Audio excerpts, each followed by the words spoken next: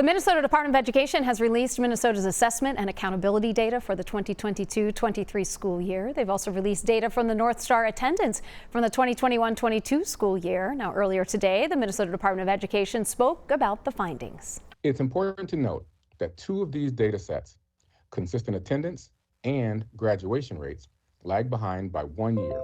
So, for example, the attendance rates we report today are those of the 2022 school year, rather than for this most recent year, 2023.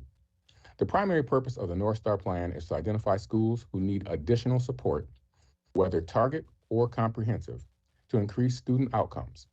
Schools are identified as needing support on a 3-year cycle.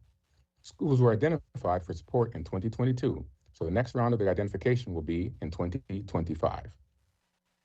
The number of students meeting out or exceeding grade level standards is up in math and down in reading and science. Statewide math equals 46%, statewide reading is 50%, statewide science is at 39%.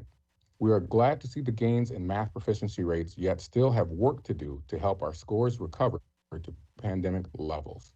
Results in all three academic areas remain about 10% below pre-pandemic results, which reinforces the continued need for support. Additionally, of the students who took the Access test, about 9% were proficient in English, which is a slight drop from last year at 0.2%.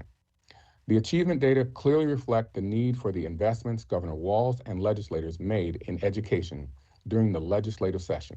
Their efforts to target improved literacy through the READ Act and the funding that accompanied this effort is well-timed and necessary. We also released the North Star attendance data for the first time since 2019. As I said previously, this data is a lagging indicator and is generated from the 2022 school year. Our reported consistent attendance rate is 70%, which is a decrease in 15 percentage points from 2019. Again, consistent data is defined percentage of students who attended school at least 90% of the time they were enrolled. We know consistent attendance matters. We need our students in school, in class, every day so they can learn and build relationships. Our schools and districts are working hard to make sure our students feel welcomed and supported. They're working hard to rebuild relationships with students and families, providing increased mental health support and safe transportation and offering extended day and summer academic programming to increase students' skills. We have been actively working with schools through enhancing Compass and our multi-tiered systems of support for student success. That's MTSS. Compass, our statewide network of education professionals and support systems. School teams are accessing new learning in literacy, math, data literacy, and socially emotional learning.